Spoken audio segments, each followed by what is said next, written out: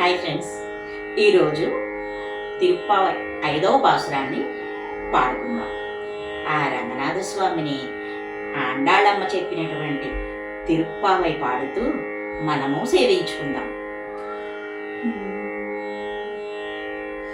மாயனை மன்ன வடமதுரை மைந்தனை, மாயனை மன்ன வடமதுரை மைந்தனை, தூய பிரானி யமுனை துறைவனை, ஆய குலத்தினில் தோன்றும் மணி விளக்கை, தாயை குடல் விளக்கம் செய்த நமோதரனை,